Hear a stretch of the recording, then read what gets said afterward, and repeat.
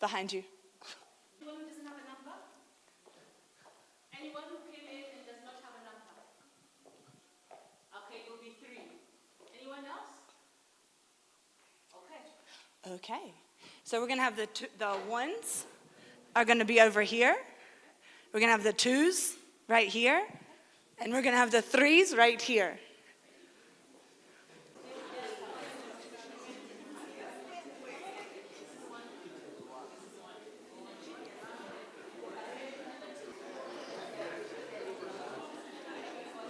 Good job.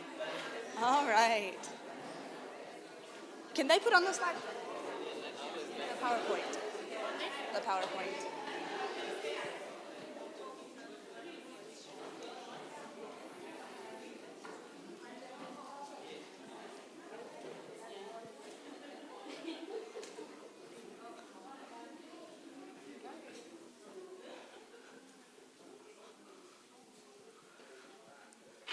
Okay, we can put on the PowerPoint.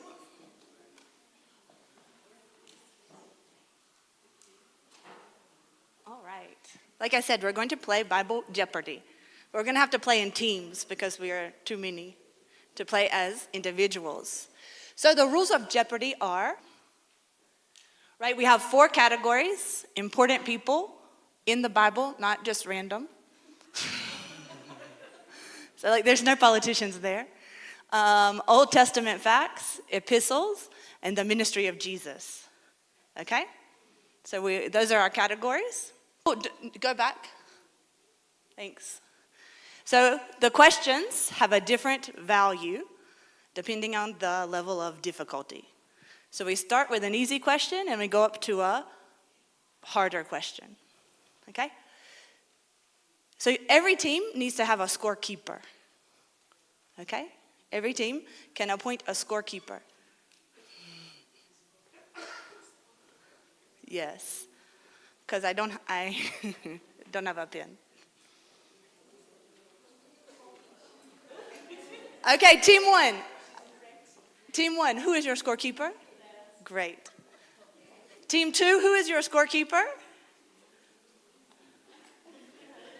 Fabulous. Do you have a pen and paper?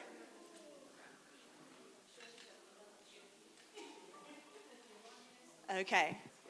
Team 3, who is your scorekeeper? Great. So are we all ready? You can go to the next one. So we're going to start with the first category of important people, and we're going to go through the questions together. So in Jeopardy, you have to phrase your answer in the form of a question. So what you'll see is the answer, and then you need to say, who is Jesus? That's not an answer. Okay? So if it says Son of God, then you would say, who is Jesus? Is that clear? Okay, so if you don't phrase your answer, your response in the form of a question, the first one, which is 100 points, I built the ark. Okay. Team 2, 100 points.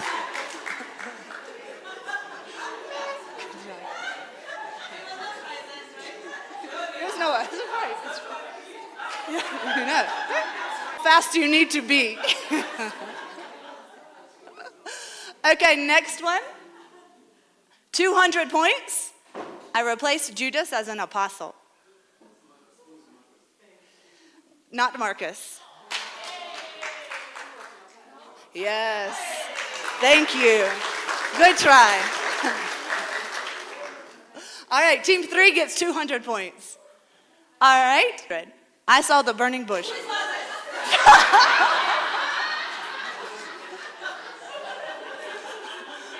I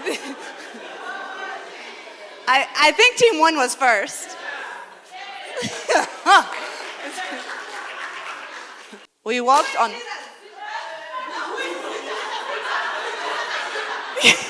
Yes. Who is Jesus and Peter? That's right. All right. Wait. Pause. Okay, team 1, 400 points. Okay, so does everyone know how many points your team has? Good. Yes, you have 100. Okay, for 500 points. I was king after Solomon. Yeah, good job, Esther. Hey.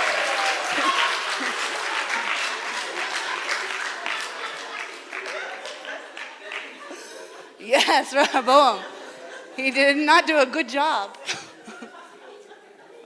Okay, 500 points for team 3. All right, category number 2, Old Testament facts. For 100 points, the flaky substance that... Yes. Yes. 100 points for team 2. Yeah, I didn't finish reading that one.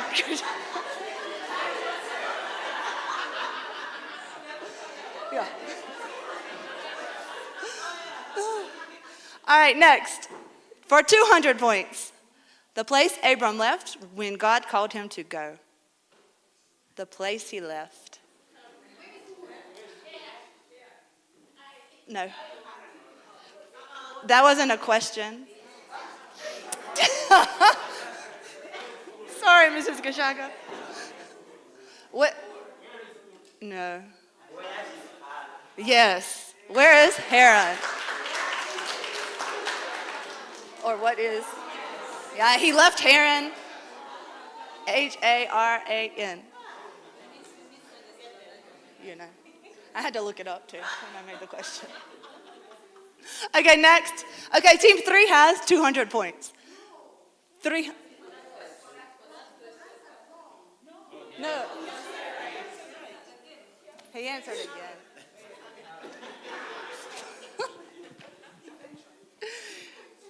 For 300 points, the second plague in Egypt. The second.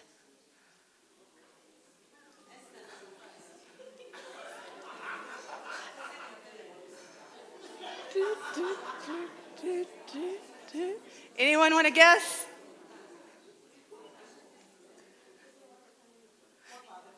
Yes. What are the frogs? Team 3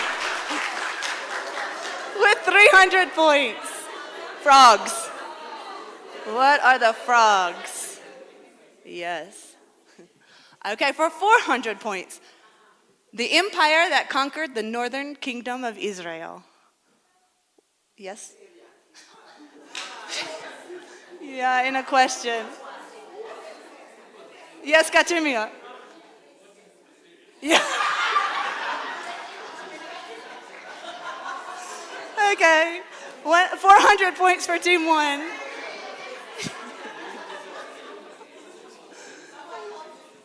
I know. She has all the answers.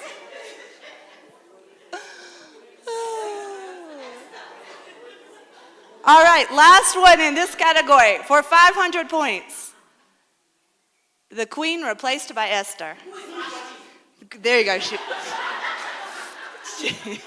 Yes. Team 1, 500 points. Team 2, you got to be faster. Okay, category number 3. So for this one, I put a verse from the different epistles. So you need to know which one it came from, like Galatians or Ephesians or 1 Corinthians or, yeah. Okay, for 100 points, the letter says, for freedom, Christ has set us free. Yes, you don't have to know the chapters. All right, for 200 points, faith, hope, and love remain. Yes, yes. Team 2, good job. All right, for 300 points. More than conquerors, we are more than conquerors. Yes. Okay, team 2 got 300 points. I know Esther and Beatrice kind of tied. I don't know what to do. But this team has a lot more points. Okay, for 400 points. 1 Lord, 1 faith, 1 baptism.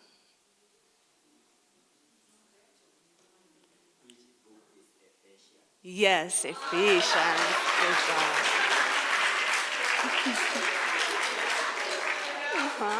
Congrats. All right.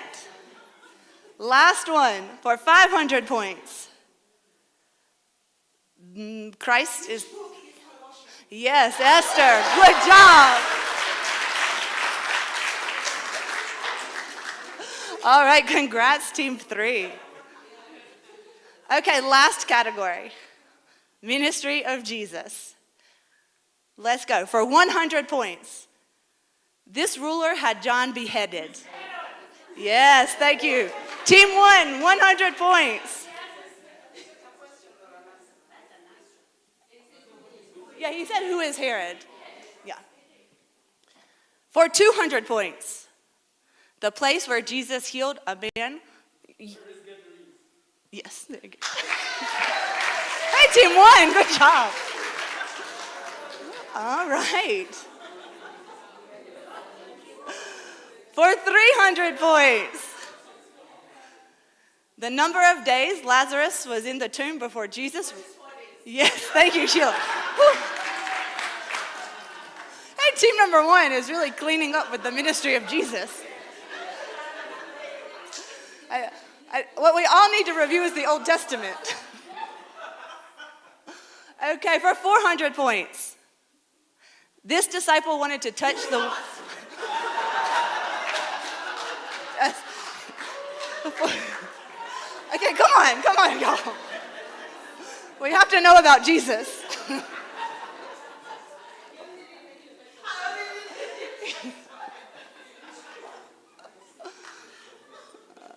Okay, last question. For 500 points, the Magi followed this to find... I just said star. Okay. Whew. That was a whole suite. Okay, can we hear the point totals? Let's start with Team 3. You guys have a lot of points to add up.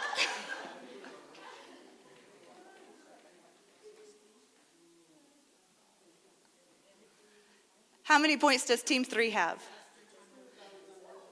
2,100. Yay! Clap for them. How many points does Team 2 have? 700. Let's still clap for them. Okay, Team 1. How many points do you have? 3,200. Yay! All right, congratulations to everyone. Yes, ma'am.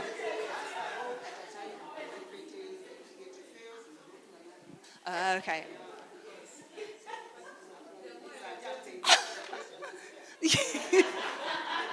Okay, so we have new instructions for next time. Yes. She said some people are jumping too fast before the question is finished.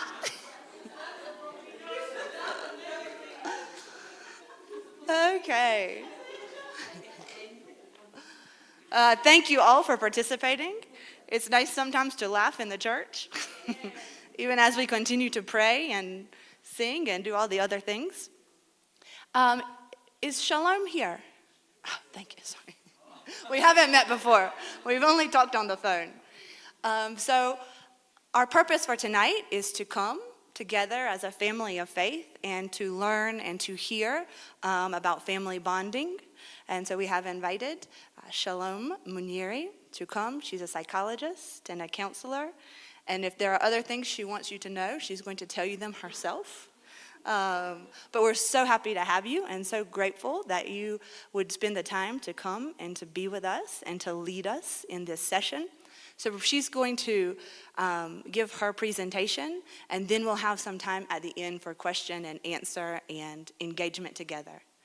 So let's just say a prayer together.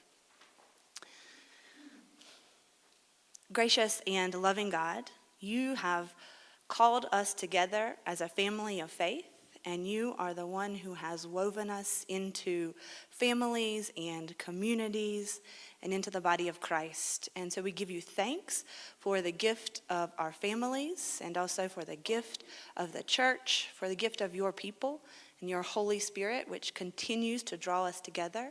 We pray, God, that you will open our hearts so that we might hear your voice as you speak to us through Shalom, that we might continue to learn, God, about the ways that you are at work in this world and in this church and in our homes and in every community that we're part of. It's in the name of Jesus that we live and that we pray. Amen. So I'm going to hand it over to you. Maybe we can clap as she comes forward.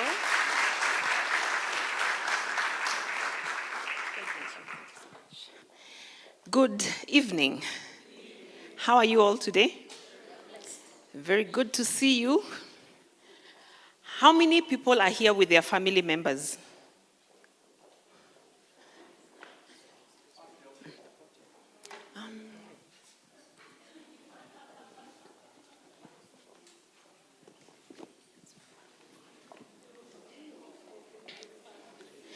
How many are here with their family members? Where are your family members? You know, we are calling each other family. Where is your mother? Uh-huh. Good. So at least 2 family members. Where is he now? Eh? Okay. He's babysitting. Mm-hmm. Who else is here with their family member? Who's your family member? Okay. Your mom? Good. I like that moms are here with their daughters. Where are your sisters? Okay. Uh-huh. You guys are not friends like that. It's her fault, yeah? You are moved by the groups. You are letting somebody break apart your families. Okay. Mm-hmm. Who else is here? So we have 2 families represented. Okay. Are you related to each other? Oh, no. Okay. Who are you related to? They don't know you. Eh? I'm related to Shalom. Uh-huh. Your daughter is there. Who are you related to? Ah, they're good. Mom is here. Very good. Karibuni. I'm here with my mom. Her name is Winnie Wanjaria. You might know her. Look at everybody looking at me with doubt. You're wondering how she's my mom? She literally brought me up. In fact, there's some songs that we sing at home, and when we start singing the song as, I was going to say children, but we are really old, right? But my siblings and I, there are songs that we sing that take us right back to what my lovely auntie here did for us. She's my mom's younger sister, and so I met her when I was 11 years old. Or rather, started living with her when I was 11 years old. And she literally brought me up. Then I'm also here with my daughter. So we are 3 generations, and you'll be meeting her a little later, where she comes in. Now, as you've heard, my name is Shalom Munyiri, and one of the things I am is somebody very, very passionate about family. So when I was told we are having a conversation about building the family bond, it was very easy to say yes. My friend Njeri knows about me and family. So it was very easy to say yes. Why? Because this is God's plan. Family is God's plan. We're not here by accident, and you're not here any other way. It is God's plan for us to be here. So I'm going to be asking more questions than answers, I think. So I'd like you to actually talk with each other. So this is not a serious service, isn't it? We are here to celebrate family, so I'd like us to actually talk to each other. So I have a question just to start. Okay, I'll start by saying a bond is a strong connection. So in this context, when you're talking about building family bonds, we are talking about building strong connections within the family. True? Great. So, bonding is something we like to do, right? Bondage? No. So what's the difference between bonding and bondage?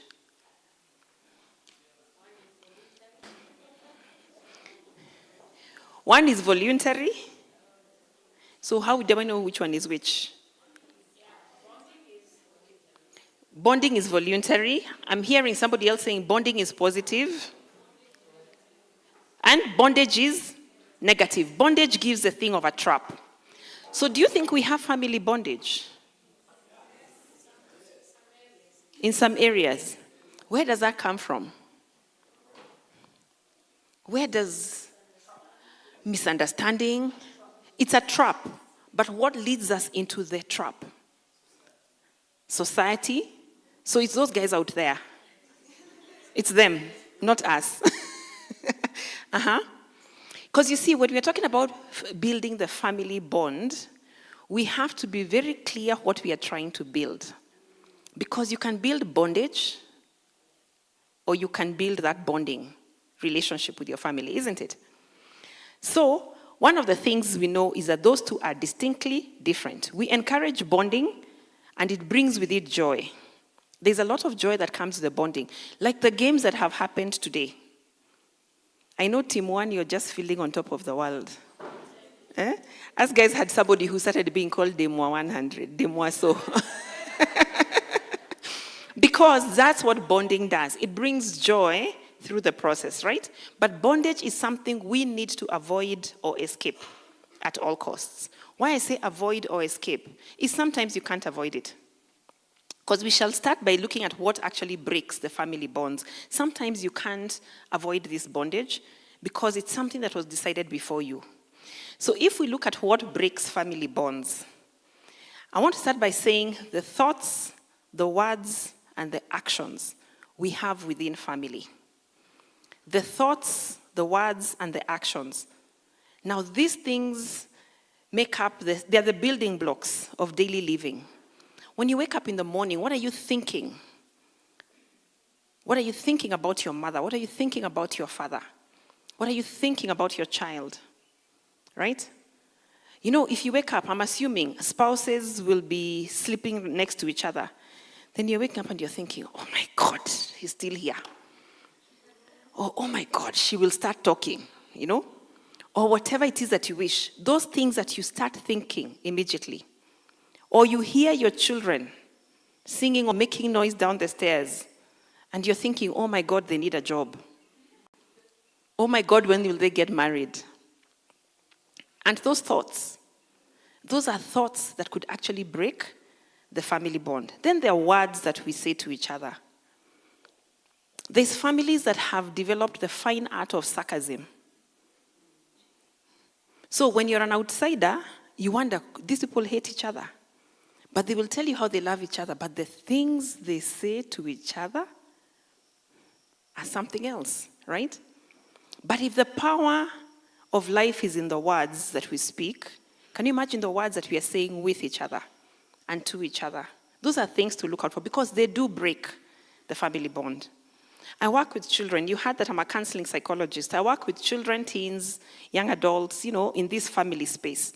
And one of the things that really pains me is when children come and say, this is what I have been told at home. Right? And a lot of the time it starts with challenging their academic intelligence or their academic standing. You're stupid. You're good for nothing. You're stubborn. Right? You're difficult. I've got kids who come and tell me, this is who I am, and they're declaring it as though it is a fact. But those are words. I keep asking, who told you so? But those are words that have been said to them over and over and over again. Now let me tell you some words that we don't know that break family bonds. Let me show you. You know, we're thinking, at you all say, stupid is the word that will break the family bond. Let me show you. Let me show you is a phrase that has caused great anxiety in today's children. Why? Every time you're telling children, let me show you, let me show you, let me show you, instead of let me see you do it, you're communicating that they don't know. And you're the one who knows. Right? So at some point, I don't know whether any of you have children who you ask them to do something and they wait, and they wait, and they wait some more, and then you say it a second time, and a third time, and you're thinking, why do I have to keep saying this? Right? Do you know why you have to keep saying it? Does anybody know why you have to keep saying it?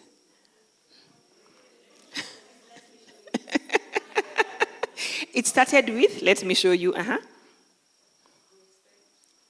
Yeah. That's what you're going to say. So I, as a kid, do not need to clear my dishes because you're going to come and tell me to clear my dishes. Is there any point? See, I might as well watch TV for a few more minutes. After all, you're going to come home and shout about something. See, then let me give you something to shout about. Since you're always complaining, I might as well give you a few regular things to complain about. I mean, like, why waste time thinking of how to become a better human being when my own parents do not believe that I can be a better human being? They're always correcting me.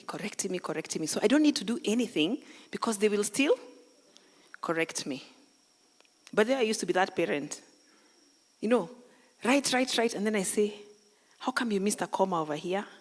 There's a can eye that mothers are given that just finds the wrong things. And when you train it well over time, you will always find something wrong.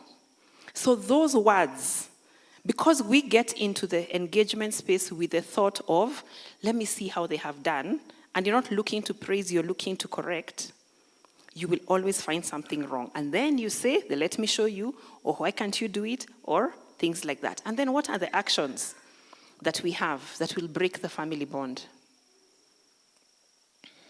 Actions. You know, when we talk in Christian spaces, let me just go aside a little bit. When we talk about addictions and things like that, many people do not think that they have addictions. But I'm not going to talk about the drugs and all those other things that people have. We have a class of addictions that are called socially accepted and honored addictions. SAHA. Socially accepted and honored addictions. For example, work. True? When you're always working, you get praised for it. You get promoted for it. You get travel for it. You get praised, right? You get hooked to work. Okay? Can I tell you of another addiction? Prayer or church.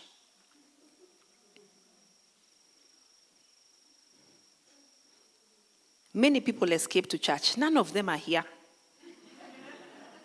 The addicts will be here tomorrow morning. None of them are here. Right? But there's people whose families are breaking because of their quote-unquote commitment to church. We have children who are walking away from the faith because this faith has taken away their mother, has taken away their father. It's not that you're doing a wrong thing, and that's why I'm saying it's a category called socially accepted and honored addictions, because they don't show sickness outwardly. They won't make you walk around like you're mad, but they will break up your family bond. So even as we are talking about building the family bond, we need to be aware of the things that will actually break the family bonds, right? The other thing is history.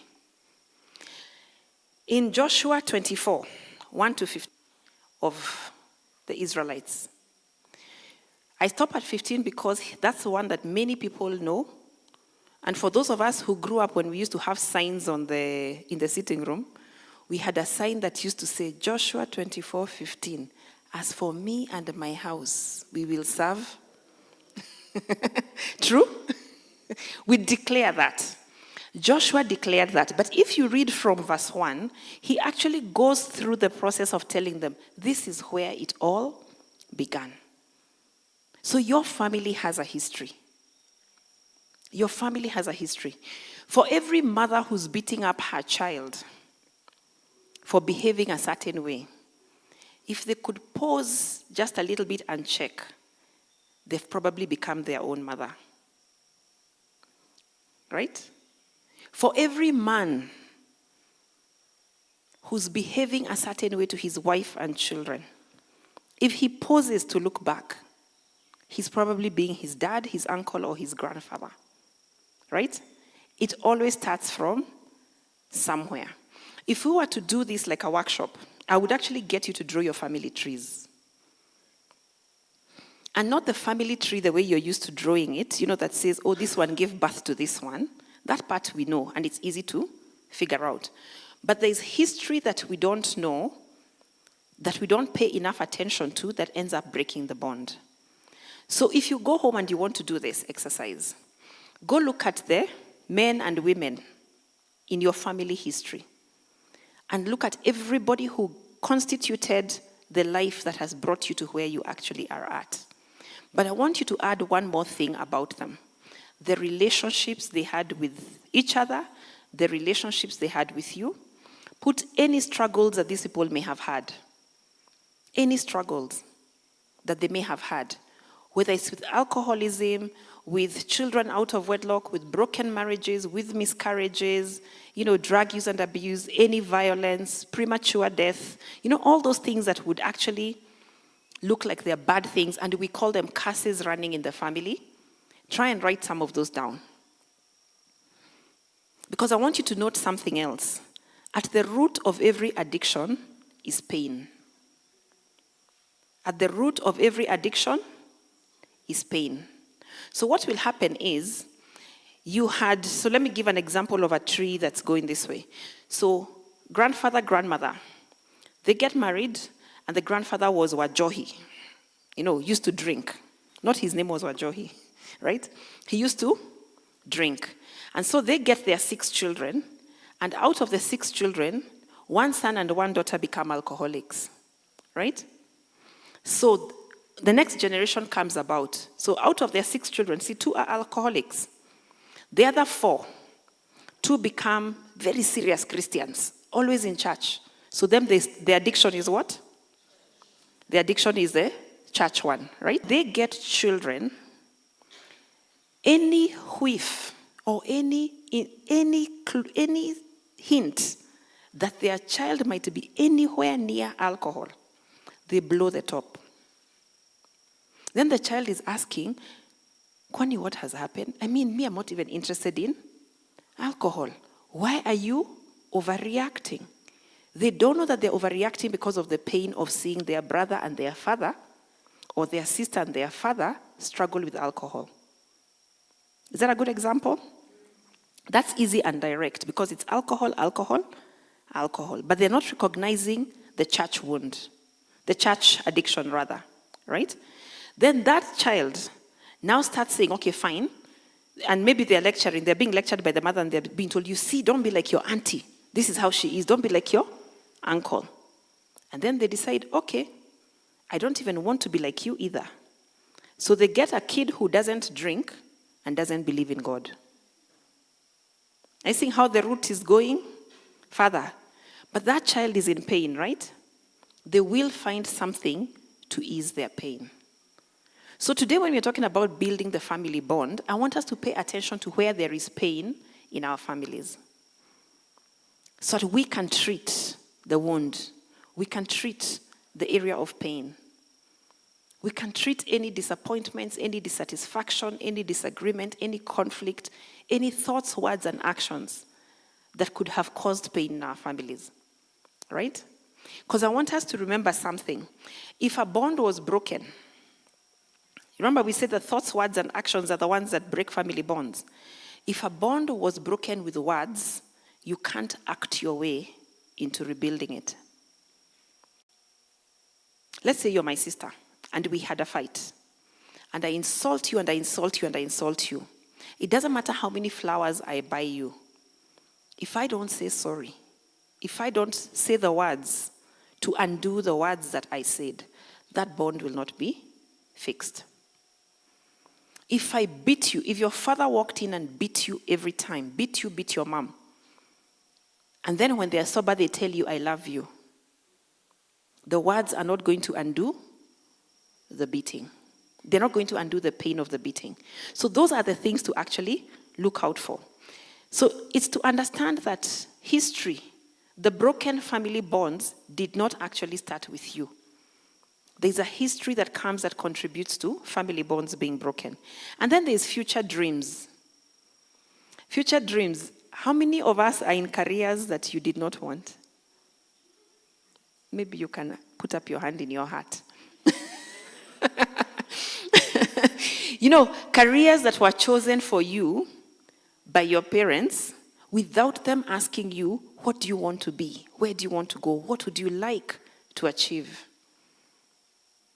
We have future dreams that are hijacked by somebody who's part of that family connection. And then we say, you know what, it's okay, fine.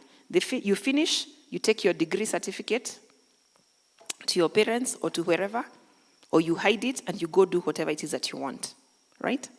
Those are coming from future dreams being interfered with by the family. So what builds them? A lot of the same thing. The thoughts, the words, and actions. But we need to make them very, very intentional. Very, very intentional. We are told, I think it is in Ephesians 4:29. I'll go and memorize my Bible so that next time we are winning, right? But it says, do not let unwholesome words or talk come out of your mouth.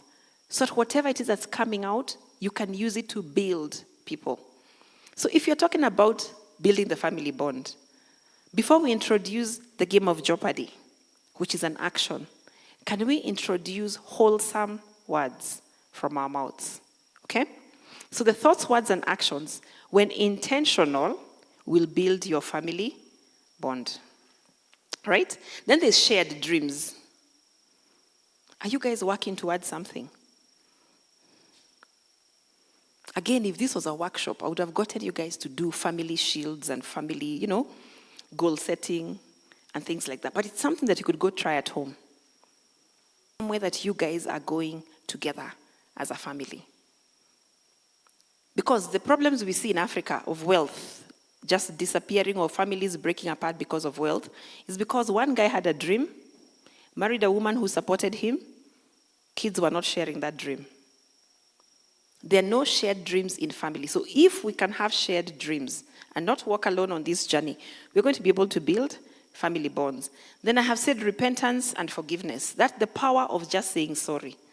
Just say sorry. It's okay to actually apologize. I know we say it's an African, but hey, right? Say sorry. And then there's connection. Connection is what happens in every good relationship. Every good relationship. So speak with your people. You know how you say talk with your neighbor? In church, we like saying talk with your neighbor, the people next to you. What's one of the toughest things you can imagine talking to somebody about? What's one of the toughest things you can imagine talking to someone about?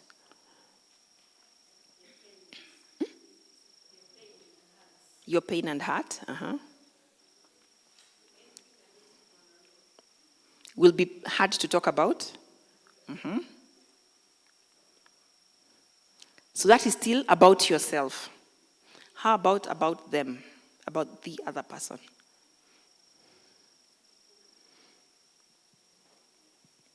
Something that's difficult. You can talk with each other so that you help each other with the Moa Kenya.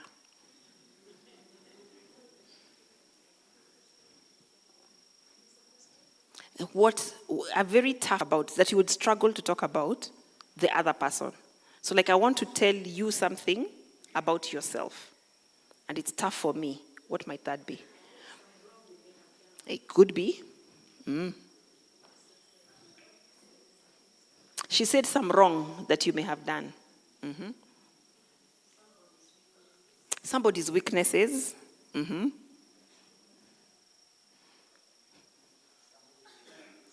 Somebody? Inadequacies, yes. Yeah. People's inadequacies. So nowadays we have been taught that we can do what? Text, right?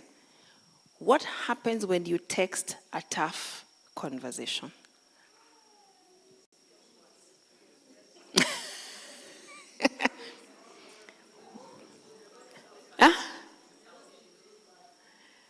it gets a whole lot worse. So I want you to note that you cannot text a tough conversation. Technology is here to help us. But if you're going to build a good bond within your family, you can't text a tough conversation. When couples are not talking, you've heard of this joke about the husband and wife who are not talking. The one that the husband wrote a note on the fridge and told the wife, "Wake me up at 5 a.m. The wife wrote a note and stuck it on the fridge and said, "Wake up." So he wakes up in the morning and is so upset. "Why didn't you wake me up?" She said, "I responded. I told you." You cannot text a tough conversation. Now, let's get a bit more real about this. How are we handling the tough conversations in our homes? Run, baby, run. We are avoiding tough conversations. And then you have a 7-year-old, an 8-year-old, and you're avoiding a tough conversation with them. They get to 16, and you start bringing them for therapy to tell me, "Oh, they don't talk nowadays." Where did they learn how to do it?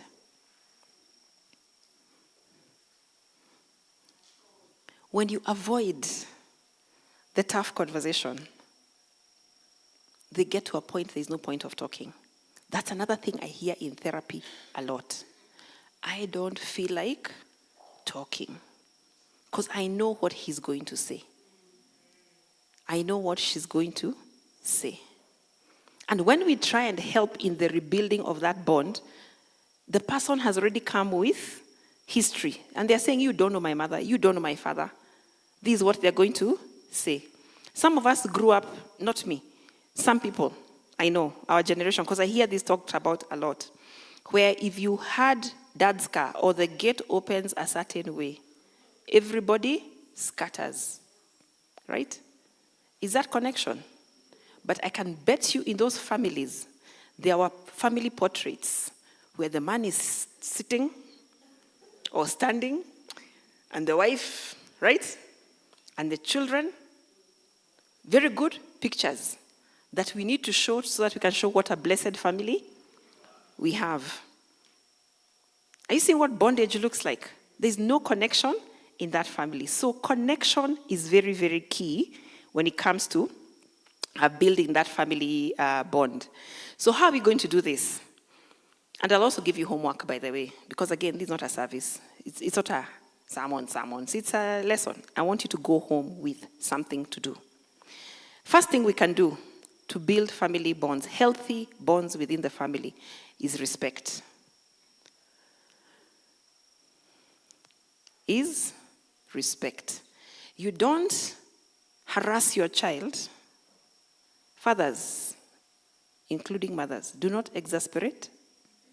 So you've read that somewhere. You don't exasperate somebody and then expect them to respect you. Right?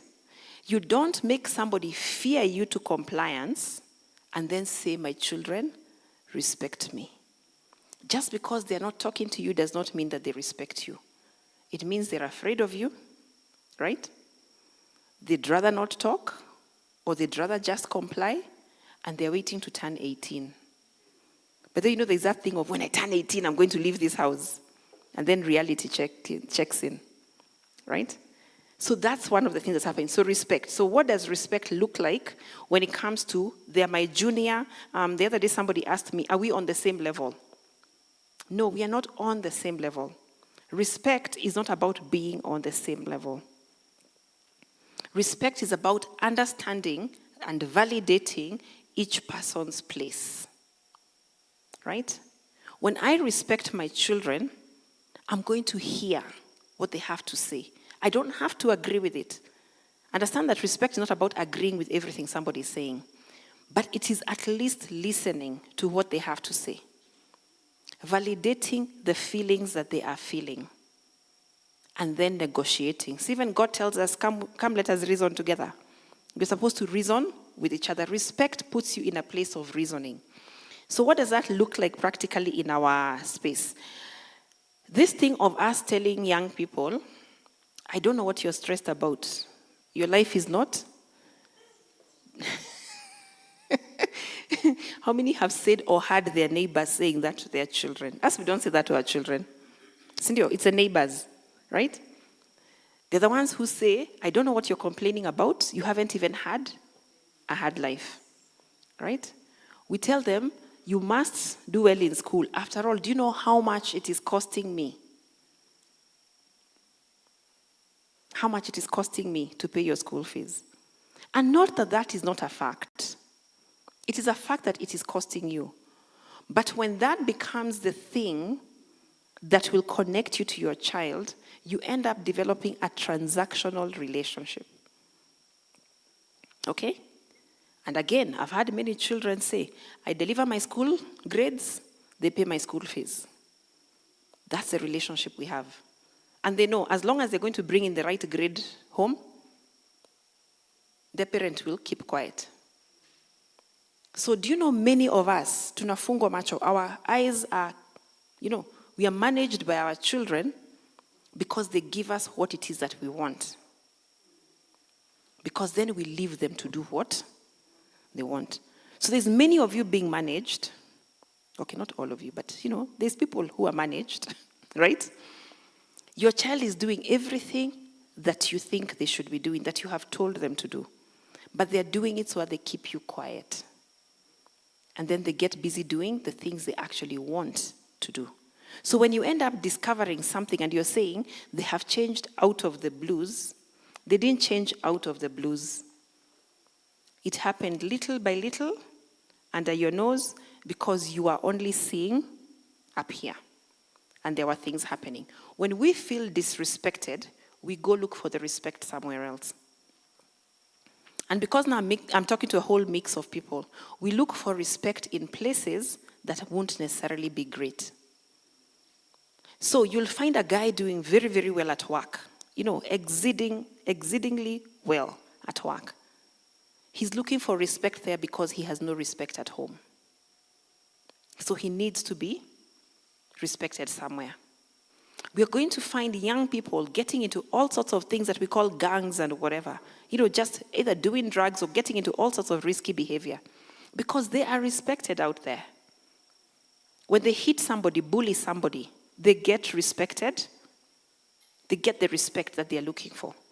So respect is something we teach each other at home. Respect is something that we continue to do with each other. Because my child will not learn how to expect respect if I'm not respecting them at home. Again, many come to the counseling room and they say, my parent is my biggest bully. You're wondering, why is my child being bullied in school? You bullied them into learning how to be bullied because you never allowed them to stand up for themselves. So how do we do this? When our child, a 3-year-old will tell you, I want to put on my own shoes, or I want to dress myself. And you can see very well they don't know how to do it.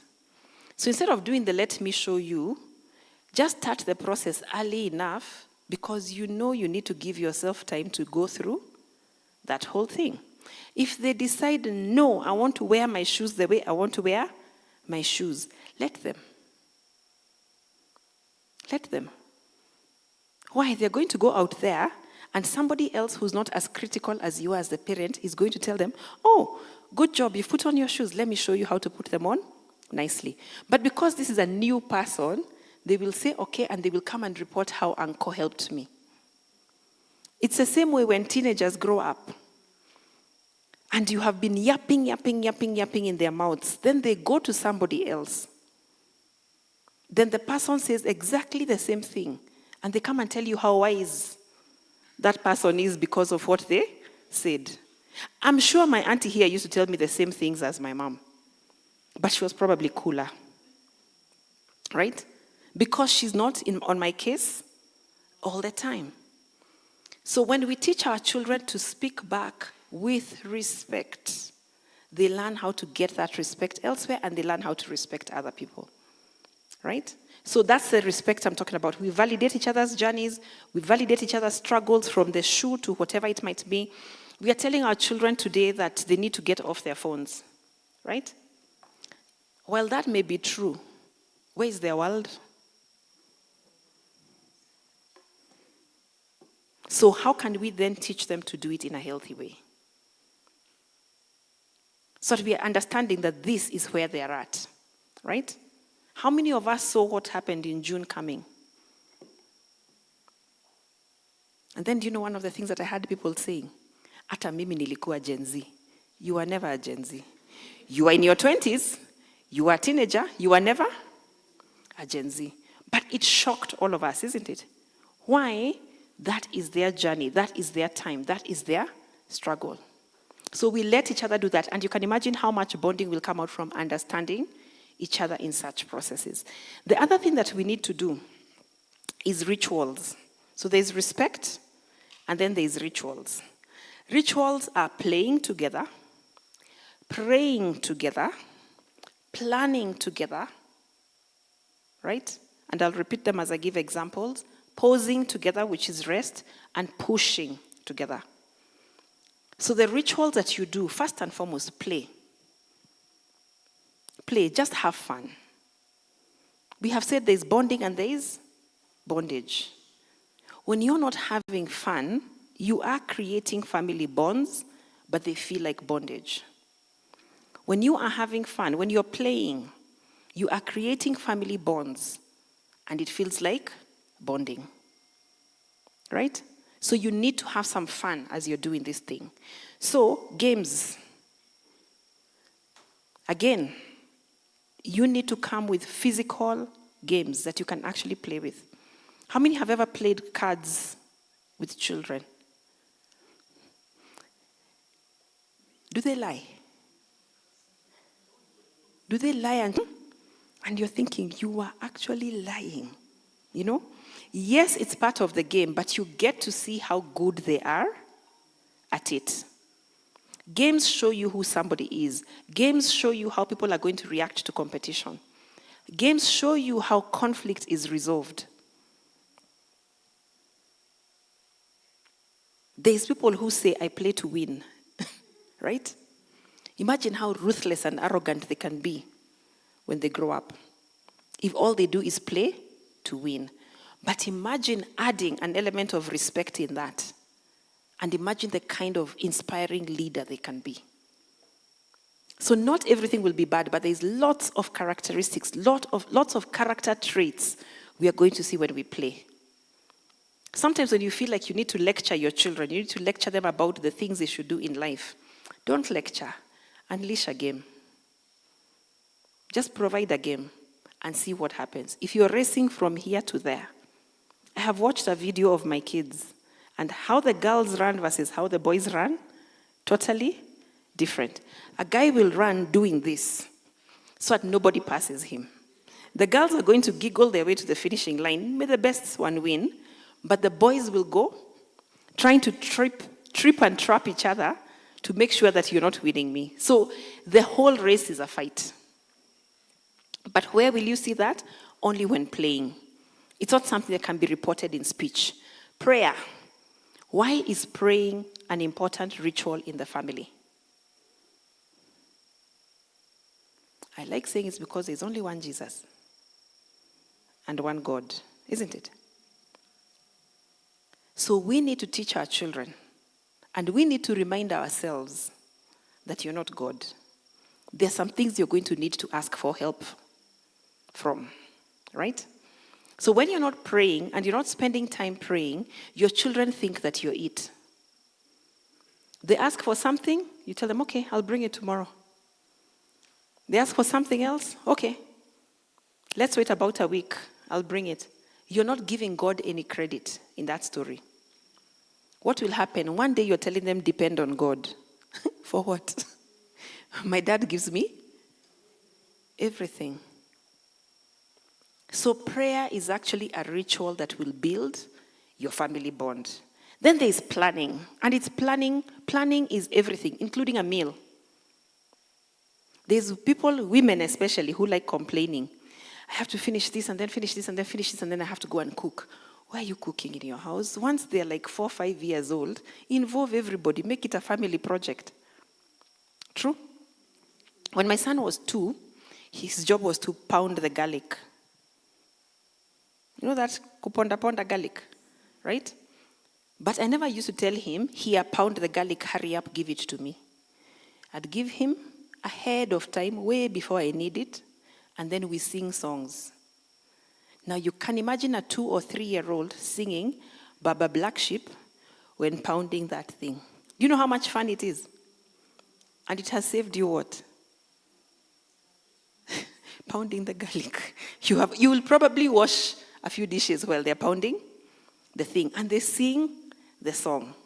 And then what happens when you're presenting that dinner, they will say, I cooked with mommy. Right? By the time they are 4 or 5 years old, you're giving them an on-fire type of preparation to do. By the time they're 10, you can leave them to cook dinner. Right? So we are complaining that we are tired when we have trained people to make us tired. And yet, training them not to make us tired will improve your bonding. So you feel in bondage at home because I have to. Whereas if you actually did the bonding, you give yourself freedom. Are you seeing how it's working? Right? Okay, so they don't clean as well as you do. So what? Once a week, once a month, do thorough cleaning. The principle is teach them how to clean. The principle is let's do things together. We can get somebody to come and do the thorough cleaning, but have we learned how to do these things together? So plan meals, plan holidays, plan trips, plan how you're going to study. Somebody was struggling with, I have so much work to do, I don't know how to have time to look at homework. And we suggested, okay, so what's your job? Okay, if you explained to your child that you're sitting doing your job and they need to sit doing their job, and you actually sit together and do your jobs, do you know homework will be done because we are sitting with mom or dad doing our work? But when you tell them, go to the dining table and do your homework, you're banishing them from yourself. When you bring them here and we are bonding, we were doing our work. Me, I have finished mine. I have finished mine before you. It becomes a game, right? As they grow, they get into a place where you can actually take your young adult on a coffee date. And you sit across the restaurant with each other, across a table in a restaurant with each other, and you work on projects. It starts from down there. And as they grow, you're already used to working and doing life with each other. Okay? So plan all these things. Then pause. It's okay to do nothing. This business of you're going to rest when you die. Honestly, if God rested, who are you? Right? So we keep calling our children lazy when they need to rest. Sometimes it's hormonal, sometimes it's attitude. I'm not saying attitude sometimes won't be a problem, right? But are you seeing the things that we undermine, the power of rest? Now imagine if you told your children, today we are doing nothing, we're just going to rest. We don't have to eat real food. Ice cream is a meal. But there is ice cream a food group. It's a full meal, yeah? Yeah. Do you know if on a Sunday you ate ice cream instead of ugali and skuma, you won't be dead by Monday? You'll actually be fine, isn't it? So rest, pause, do nothing for the sake of doing nothing, okay? And enjoy each other. But at the same time, push each other, challenge each other. When I was talking about respecting each other's struggles, when you're struggling with something and your child is struggling with something, your teenager, your young adult is struggling with something, push each other to do better. Push each other to be better. Push each other to a higher standard. Because when I'm cheering you on and telling you, you can do this, that is what that actually looks like, cheering each other on. So push each other as much as you can. So set goals as a family or even individually and have projects towards achieving those goals. Okay? Now we're talking about respect and rituals. There's another R that I've added, and I'm calling it rip, roaring, laughter. Not no. The laughter that cracks you up until you're telling somebody, stop, stop, stop. Right? That laughter. If you can have such crazy jokes going on at home, you automatically switch into bonding. So all these other rituals can happen, right? I have met families who are not even tight, but they're bonded together because they do all these rituals. They know what time devotion is done. They know what time everything is supposed to happen, but they're not enjoying themselves. So you need to have family time that includes real laughter. So now as I finish, it's to ask, what's the point? Why are we building? Why are we bothering with all this? The first reason I will give you is that it is aligned to God's plan for mankind. Family bonding is aligned to God's plan for mankind. People were born in families, right? From that statement of it is not good for a man to be alone, and everything else that happened after, family was God's idea. So we need to build healthy family bonds because it is aligned squarely in God's plan. And then there's somewhere, I think Psalms, it's Psalm 68 verse 6 where he says, he sets the lonely people in families. So you can imagine when you're not in a family, you're considered lonely, and the solution is to set you within a family. Now, if you're wondering how gangs come about, and cliques, and things like that, that's family. It's a place to belong, isn't it? Yeah. So when there is no family, we go looking for family. You guys are a family, right?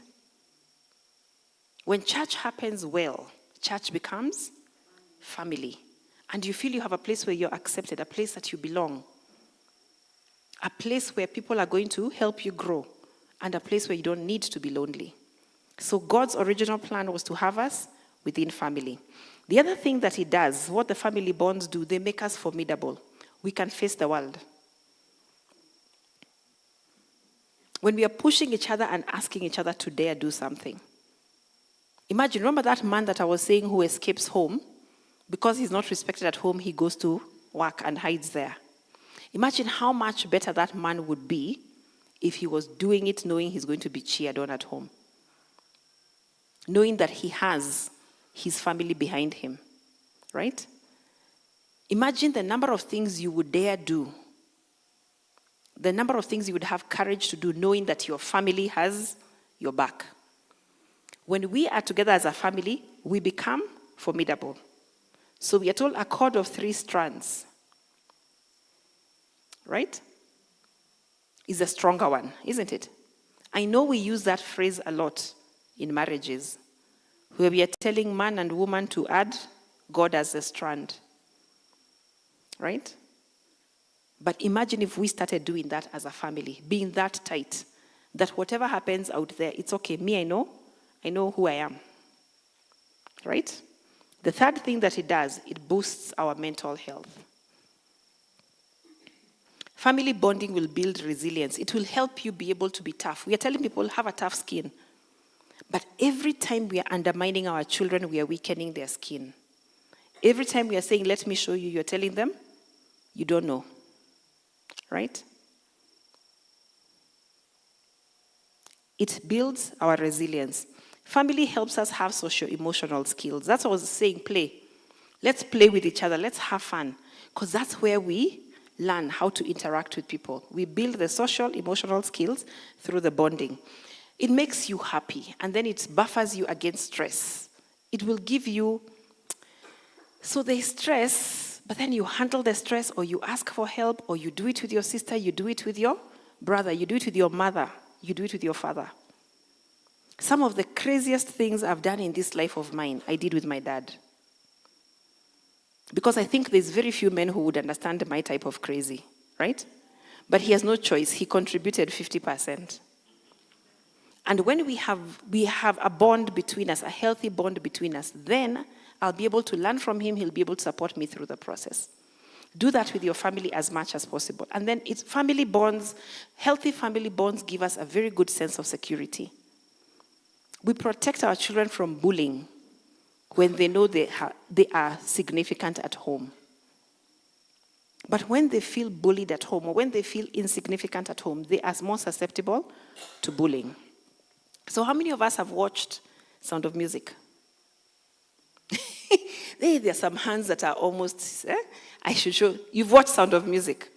Now, was that a family that was bonding or the family that was in bondage? Both. It's never both. So why do you say both? Mm-hmm.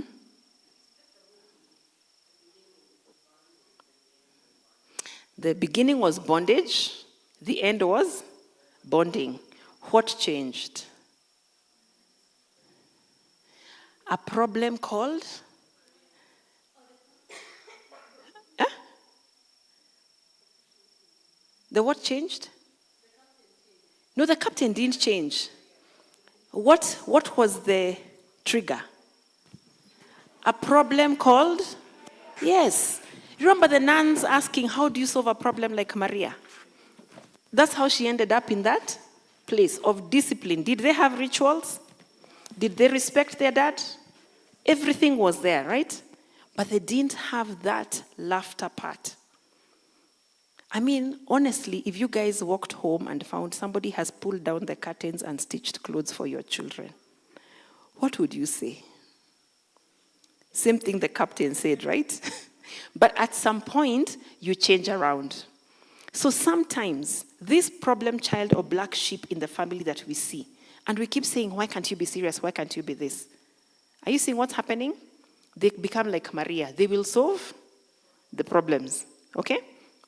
So there are many other ways in which this can be done, but I want us to stop there so that we have an opportunity for some questions, if that's okay. Right? Some questions, some comments, something that you can say.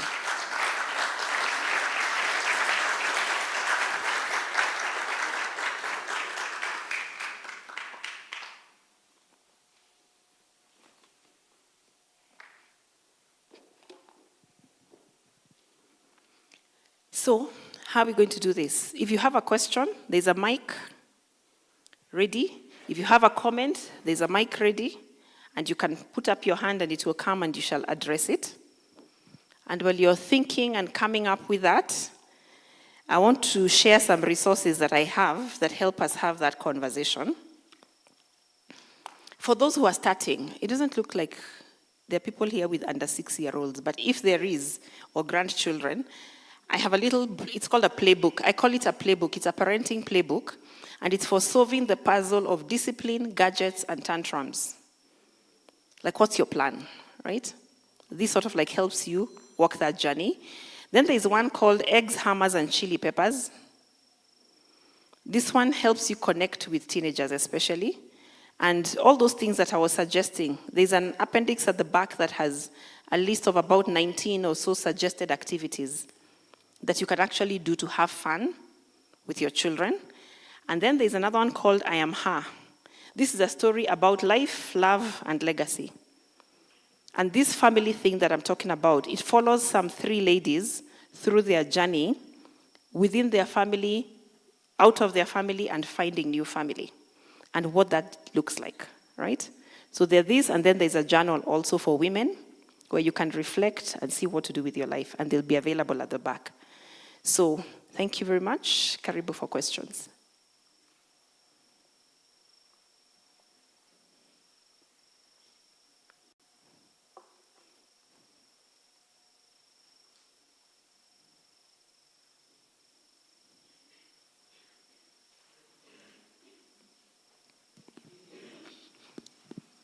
By the way, you would need to put it up like this for him to see properly.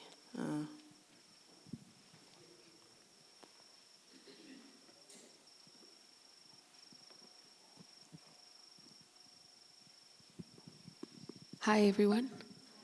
My name is Stella. I'm a mom to a 7-year-old.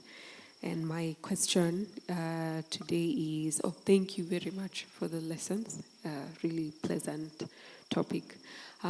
If you've been down the path of, let's say, not so good parenting, knowing that you need to work on the words, thoughts, and actions, how do you make the switch now to, to good parenting, so to speak? Thanks. Okay. You can hear me? Yeah, all right. So how do you make the switch? You have been down a path that is bad parenting-ish. So the history. Yeah, history has brought you down a certain path, and now you have this child and you want to change the course. Remember the place where I was talking about planning? Actually sitting back and having shared dreams and things like that? Start from there. Start from a place of, so what do I want for this 7-year-old? And then what do I have that's working against that dream? What do I have that can work towards that dream? So let's say, let me give an example. I'll give an example with my child when she was 7 years old. She was very enterprising and creative, right? So enterprising, creative, able to just try out things. I had not had the luxury of doing that at 7, so I had no idea how to do it. And more so, I was used to being put down. But now, encouraging her is what was needed moving forward. I really needed to step back and ask myself, how can I encourage her to the best of my ability so that my fears are not holding her back? Because when you're afraid, by the way, it's hardly, we don't hear people saying, I'm afraid, that's why I don't want you to do this. We say, I told you, don't do it. It comes as a rule because we are afraid of saying we are afraid. I think earlier when we were saying, what would you be afraid of talking about is your vulnerability, right? So rather than say, I'm afraid, address that fear yourself and then see what would you do? How would you parent this child if you are not afraid? What are some of the things you would let them do? What are some of the things you would listen or ask or learn from them? One of the ways we really grow as parents is becoming students of our kids. Like they show us who they are. And if we can study them and then guide using values, then you'll actually be okay. So it's always possible to turn it around, regardless of where you have reached. Yeah. And then ask for help. Don't do this alone. One of the other things I suggest is villages. Having villages with whom you can bring up your children as much as possible. Yeah. Because there'll always be somebody else. And I think that's where I would say my parents succeeded. They're not the only ones who brought us up. I think if my mom brought us up herself, we'd be all dead. Like send you right back to the maker. But because she had sisters who would help her in the process, she would go exile or deal with herself while the sisters are helping out. So sometimes when you're struggling, which may end up making you do the bad parenting, ask for help. Yeah. Thank you for the question.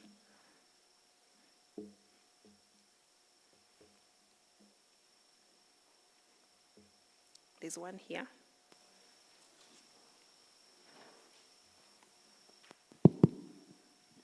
I wanted us to revisit the area of how to deal with a difficult situation.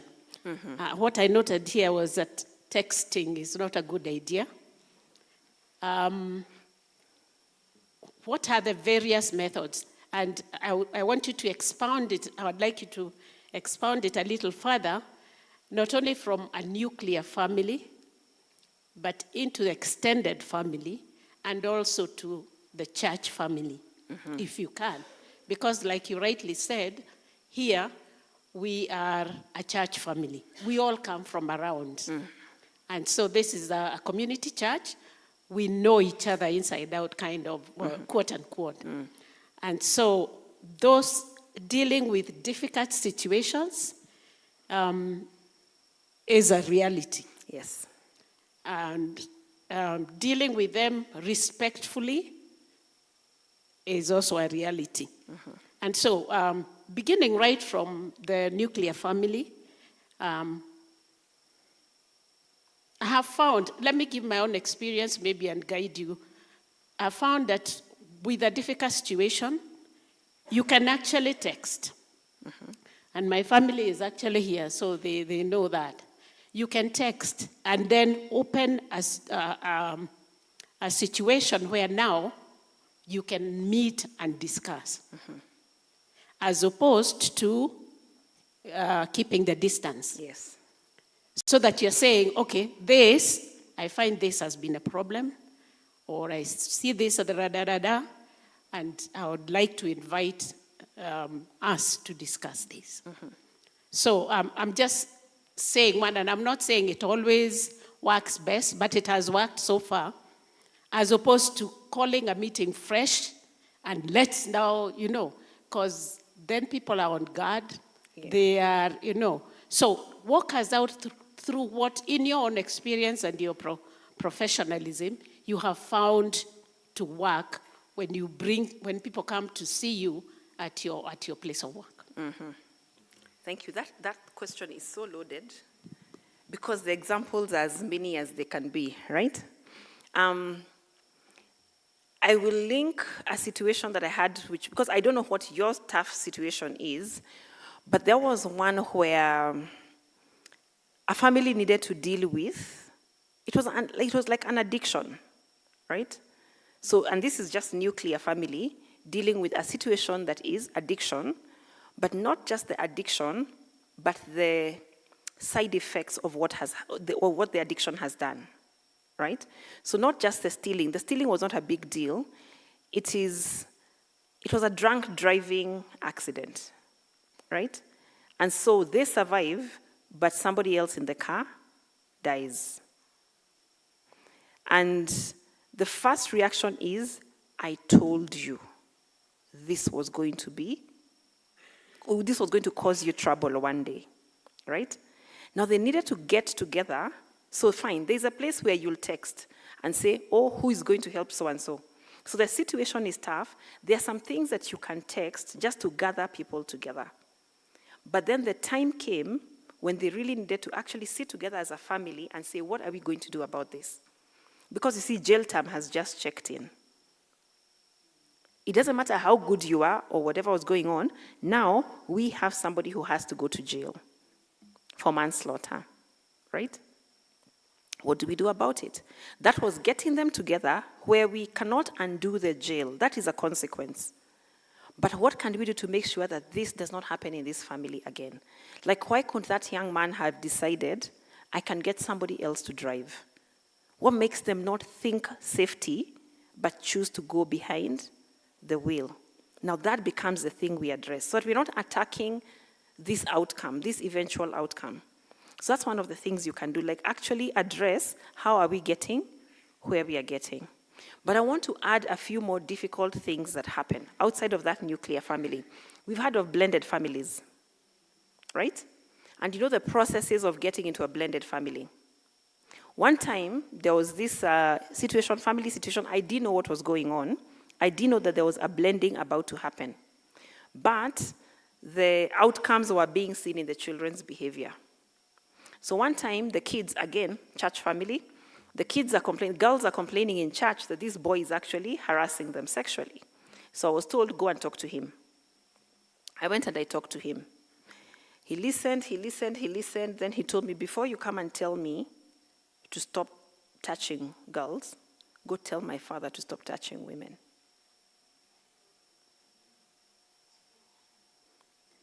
Please tell me how I can text that to the father. You can't text that one, right? But then how do you then have the tough conversation? I don't go to the father and say, this is what your son has told me. I go to the father and ask, how are you? How are you doing? What's up? How are things going? Etc., etc. And then you end up getting further information.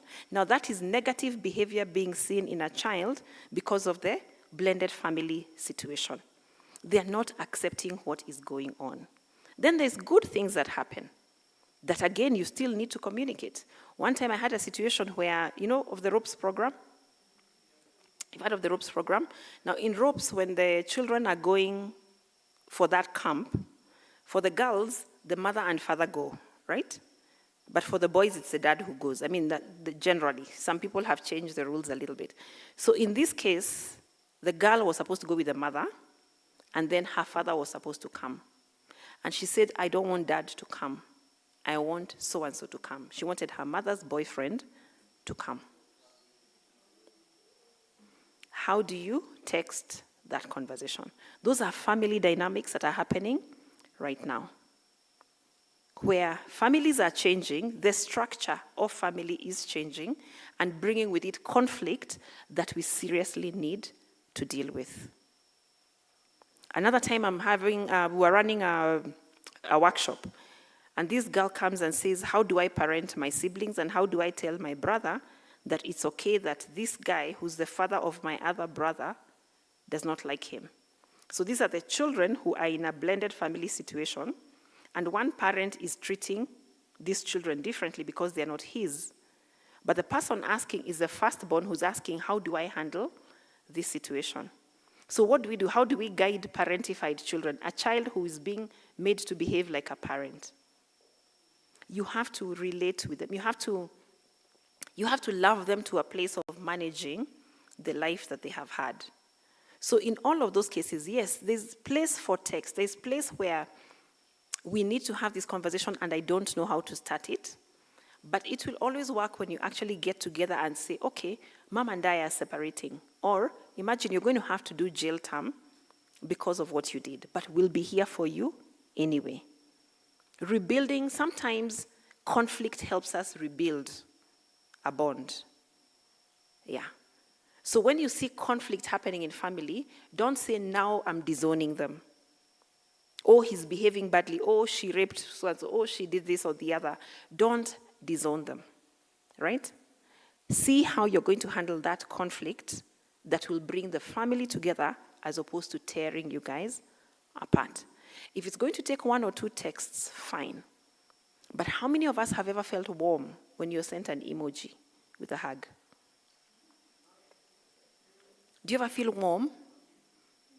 You feel warm. You appreciate what they have done, but it doesn't feel like a real hug. Never ever, right? So there's places where it can work. Like now, family that is abroad, we have no other way of communicating with them. But there's a difference between a phone call and a video call. There's a connection that happens when you see each other face to face, right? So you could text, they're abroad anyway. But can you imagine getting on a video call and seeing each other's faces as you exchange the conversation? Like the family with the jail term, some of them were out of the country. So we actually did a hybrid session for intervention. Yeah. So you take whatever that conflict is and see how can it bring us together. How do we retain the relationship or regrow or rebuild the relationship without losing the person? Yeah. So whatever anybody has done, everything is forgivable. In fact, some young people were telling me the other day, everything is surmountable. Yeah. So I think that is what I would say, like, face it. Church situation. Wow. Permission to speak freely, sir. Right? Church situation has, I don't know what your specific thing would be, but there is conflict that comes in church because of I'll go from the lowest level, which is our personalities, right?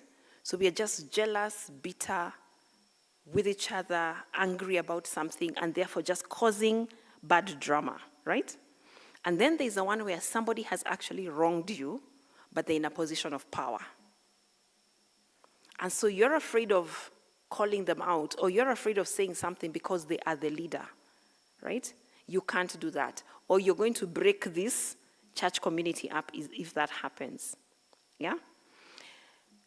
I'm getting to the place where I'm saying God first, church later, right? Where we need to deal with the conflict, because the more you leave somebody without correcting them, the worse it becomes for future people, right? So let's say, so this is PCA, Women's Guild have had a problem because so-and-so spoke about so-and-so a certain way, right? And then they come and get into this fight with each other. But because the fight is happening out there and we need to remain as friends, everybody fakes it in church.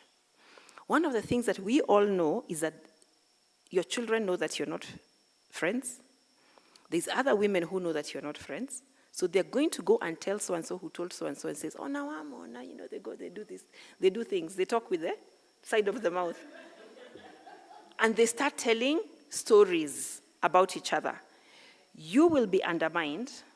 You will undermine other people. And at the end of the day, the church gets undermined. So my opinion is, if there's conflict in church, whatever may have caused it, address it. There's biblical examples of how to do that. There's a biblical instruction on how to actually do that, right? Correct somebody. Take it to the elders if that's what it is. But what if the elders are the problem?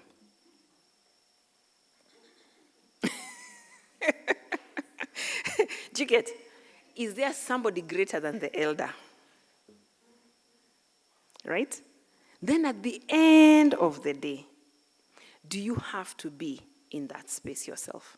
Because sometimes setting boundaries and protecting your space may require you to actually step away and say, I have tried, it has not worked, I will not be party to this doctrine, or I will not be party to this behavior, or I will not be party to this. And this is why I am leaving. And then there's the power of the story and the power of the first word. Don't leave just like that, so people start saying, oh, you're just an emotional person, right? Again, community. Make sure that you have respectfully tried to resolve the conflict before walking away. But as much as possible, address it. Yeah. I stopped being afraid of church leadership when I discovered that it's better to be afraid of God. It's better to be afraid of what I will have been responsible for. And then I've also, because again, I have served in the youth church, I have seen the effect of fake adult relationships on youth's faith. Because we preach a lot of water and we drink wine, and then the kids tell us, like the boy who said, first talk to my dad. Yeah, if we are not calling out the people in power, we are losing a generation, right? So even in church, if there's any misbehavior or misunderstanding or conflict in church, deal with it. Because that church will actually get destroyed eventually if nobody addresses it. Yeah. You can't text it. Tough conversations need to be had, no matter where. Yeah. But when you're doing them with respect and you're doing them with the right, you're not being malicious about it, it works out in the end, however painful it might be. Yeah. All the best. That's a tough one.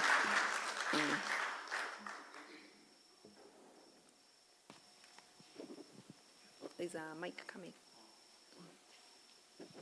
Firstly, thank you for very informative and helpful talk. I've picked quite a bit of notes here. Just two quick questions.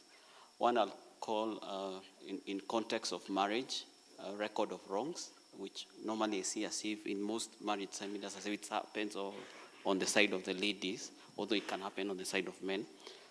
How do you deal when you're talking about forgiveness, where there's a record of wrongs that is for a period of time? How do you deal with that? Then on the aspect of children, I've heard your point on, how listening and all that, and it's very good. Now I look at the Bible bit, Proverbs 22:15. Mm-hmm. In fact, I talked to my children, so I was telling my son, the last born, about this one. Foolishness is bound in the heart of a child, but the rod of correction shall drive it far from him. And I find this verse very useful. And yes. I remember even when our reverend was preaching, he appreciates his late grandma who really pinched him properly. Mm-hmm. Then he didn't like it, but it made him who in his correction. So how do you balance that? What is your comment on that? I would like to hear. Yeah, I'll start with the children one, right? Foolishness is bound. In fact, there's a teacher who used to beat children with reciting the Proverbs, right? Foolishness is bound in young people. And we are also told that the rod is supposed to help rebuke them, right? Remember I talked about pushing. When I was talking about the rituals, I talked about pushing. And the rituals, there was the pushing and challenging. Sometimes it's going to take that rod It's going to take that rod of discipline, right? However, what is the point of the rod? What's the point of the rod? I started with that one because I want to borrow something from Focus on the Family. I need to just get it exactly as it is. The rod can either punish or correct, isn't it? Punish or discipline. Now, when you're hitting a child and you want to inflict pain for the offense, you're punishing them. Wrong use of the rod. But when you do the same thing and you're making sure that they know that this is about correction and maturity, this is how I want you to actually behave, then the rod is welcome. Also, start with the rod. But if the only thing you're doing is the rod, they develop immunity. By 13, when you need to have stopped using the rod, you're still using the rod, and their skin is so thick, knock yourself out. Right? So you want to be absolutely certain what you're using that rod for. Because yes, it is important. I have spanked my children, right? I still believe that you should spank children, but not spank them just for the sake of inflicting pain. Then the other thing to do is to look at the attitude when that thing is happening. When punishment is happening, the parent is hostile and frustrated. So I would say don't use the rod when you're emotional. Because when you bring in your emotions, then the rod loses its meaning. That's why it was so easy for grandmothers to beat children. Because they didn't do it angrily. See, they have survived their own children. So they are doing it because this child is actually being mannerless. I don't hate them, I love them. But this is mannerless, and it needs to be corrected. So they would pinch and they would do everything. But you can imagine a mother of 5, 6 children, or 3 boys, or whatever that might be, and imagine the frustration that they have. If they start beating this child out of that frustration, there will be no correction, that's punishment. But then what ends up happening is, when you do it with an attitude of love and concern, then you end up correcting it the biblical way, right? Then there's the part of the attitude in the child. The more you punish a child, the more don't care they become. The more you punish, the more don't care they become. And how do we see this when it comes to adulthood? If you look at adults engaging in risky behavior, like stupid investments, they don't care. Pay for gym, never go. They don't feel the pain of money. It's because the pain threshold was beaten out of them. So you need to also be careful when you're caning this discipline out, what are you caning in? You want them to have remorse. You want them to feel sorry and to at least choose not to do that thing again. And when the Proverbs thing is followed and the rod is used ideally, at some point there will be the joy because they will be doing those things without being told. Because they understood what the pinches, the slaps, all that was for. They understood what it was for. So then what happens is the end result. The child who's punished ends up feeling fear and guilt. They always feel like they have done something wrong. They're always afraid. We were having a conversation with children and we were asking, what's your greatest fear? And they say, Mom beating me. So you can imagine they're not being equipped for the world out there. They're being equipped to survive the home. Because that's where the greatest fear is. So imagine a grooming person, a molester, a child abuser, being nice to the kid out there. The kid is not afraid of strangers. They are better than the parent any day, right? So fear and guilt comes out of punishment. But when you discipline with that same rod, there's security. There's security. There's that belief that, imagine they love me. Imagine they don't want me to go astray. Because it is linked to the push. We are pushing you to be better. We are pushing you to become a better thing. Then the other thing is the focus. Now, I've gone back to focus because I want to link it to the other question you asked about, records of wrongs. When you're punishing, you're actually focusing on past misdeeds. You're telling the child, how many times have I told you that you shouldn't be doing this? That is keeping a record of wrongs. So are you beating them because of the number of times you have told them? Or are you beating them because of this one thing that they have done wrong? That's keeping a record of wrongs. Whereas when you're disciplining, you're talking about future correct acts. You're telling them, this is what I'm trying to do. I had a situation when my children were younger. My last born is now 22. And I remember the young man kicking a car door, the school bus door. I told him, you can't respect people's property. Come, get into my car, come and kick my door. I didn't need to beat him. A teenager being picked up by his mother every single day is serious problems. Because I stopped my life and my car would be parked and I'd be waiting outside there. Right? Really uncool. But what ended up happening, the pain became discipline eventually, right? I was not telling him you have been behaving badly. It is this one thing you have done, this is going to be the consequence. And I think that's the way we should approach it. Now, this thing about keeping a record of wrongs, and like you're saying, there's a gender that was given memory ability more than another one, right? There's a gender that has spaces, compartments in their brain, and they deal with one thing at a time. And then there's a gender that looks at the entire tapestry. All of them made in God's image, right? Even when God says he will wipe your slate clean. See, he's the same one who also says, I started with Moses, Abraham, See, he still gives a record of the things. And then he says, you did this wrong and I did this. You did this wrong and I did. Even God keeps a record of wrongs, but doesn't hold them against you. And I think that is what we should do as couples. As opposed to working hard to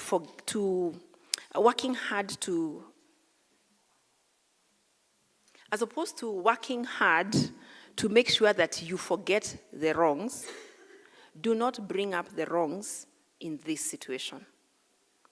I think, and again, let me take this to be women, men, just for generalization, because I also know men who keep record of wrong, right? But if we just split it a bit and say it's the women, those things have happened.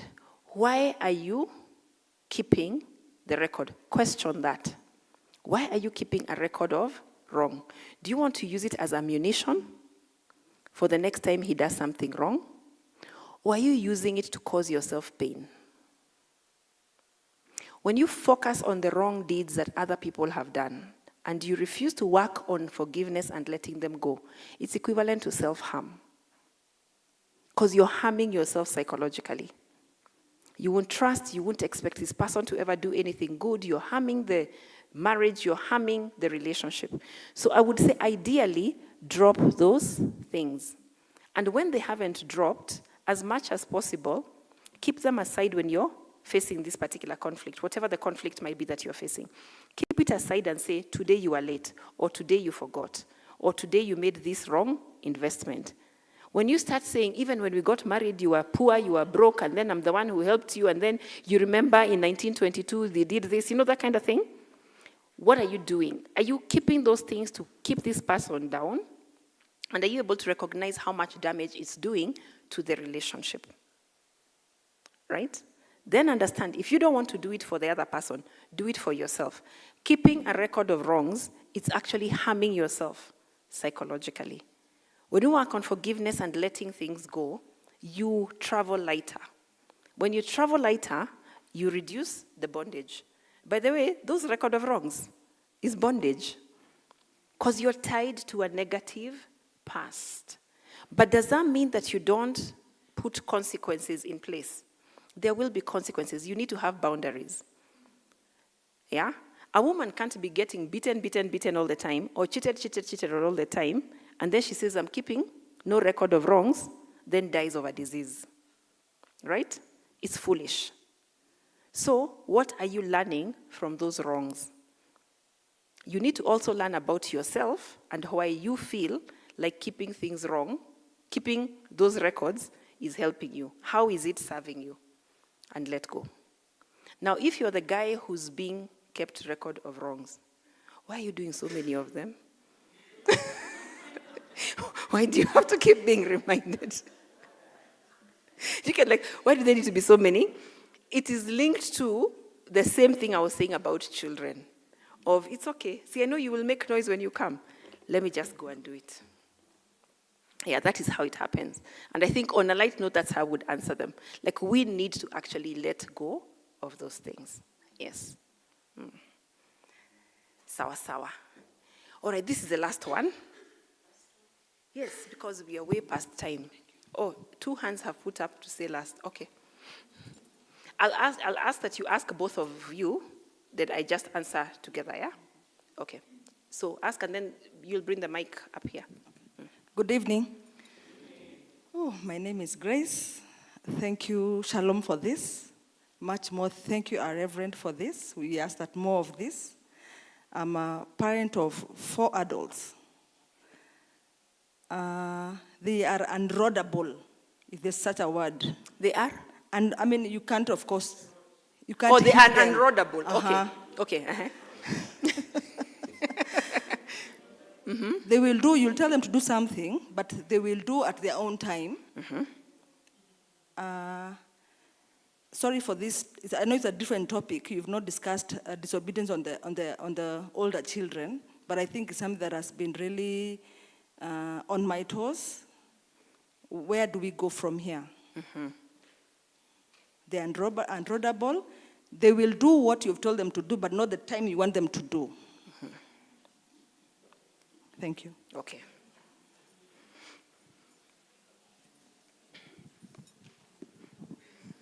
Thank you for your presentation. Very good. Thank you.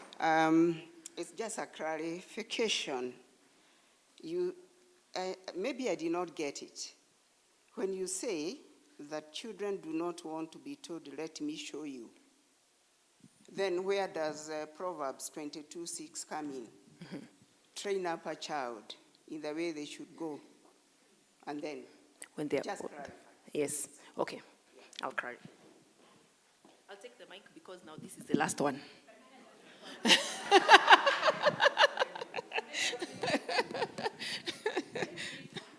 And it doesn't concern me, but it is something that's happening very frequently amongst families.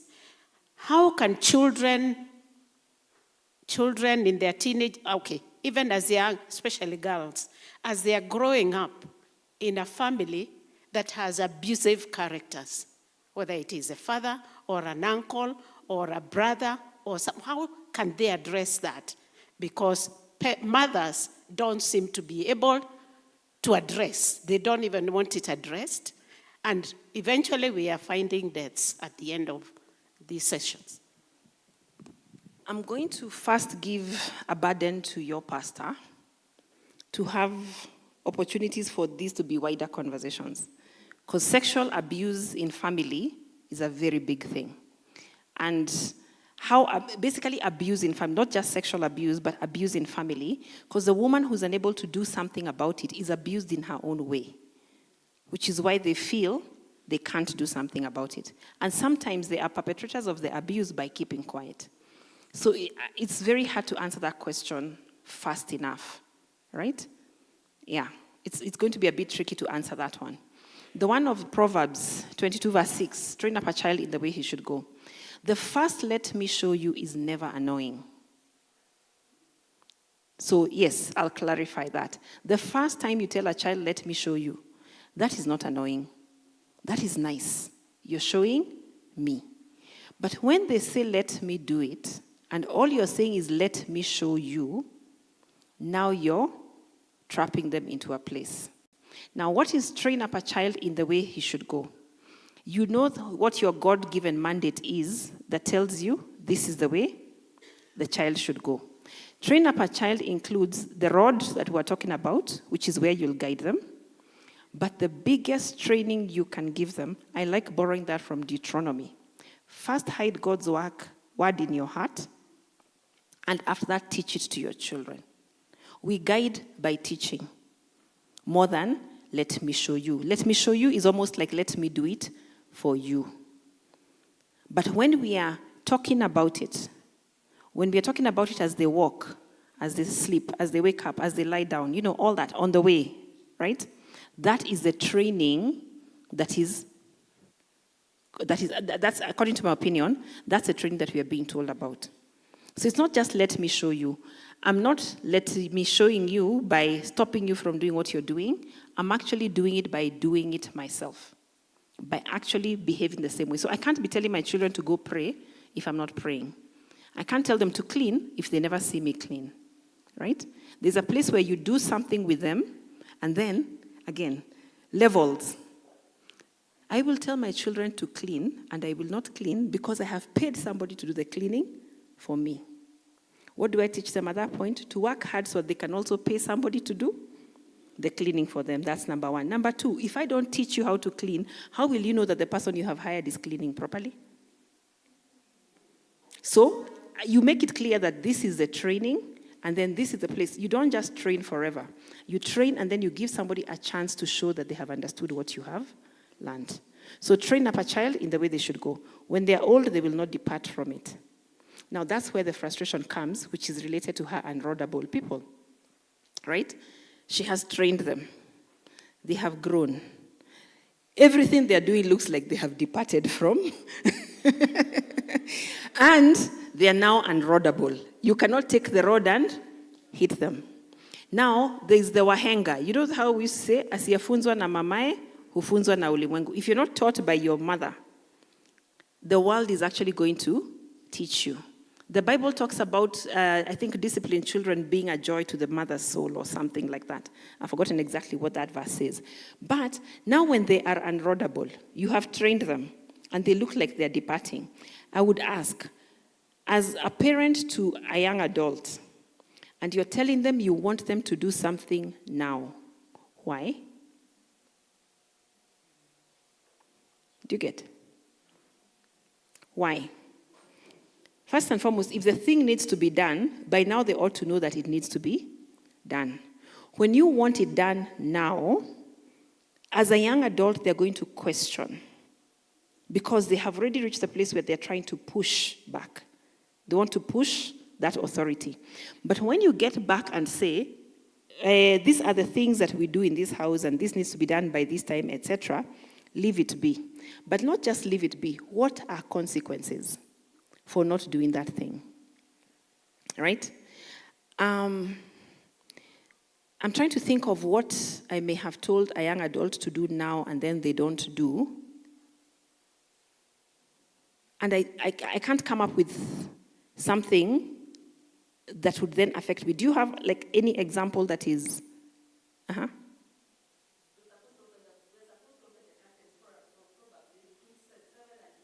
Mm-hmm. Okay. Thank you for bringing that up. Why do the curtains need to be open between 7 and 8? Why?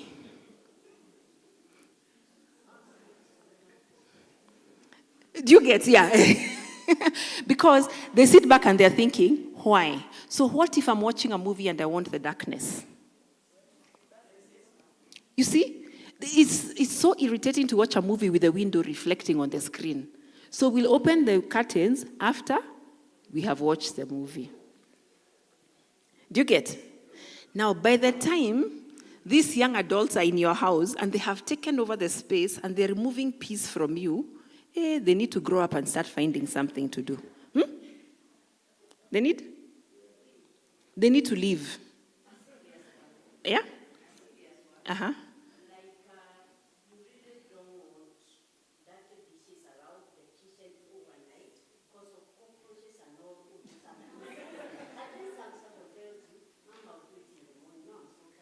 Mm-hmm. Wow.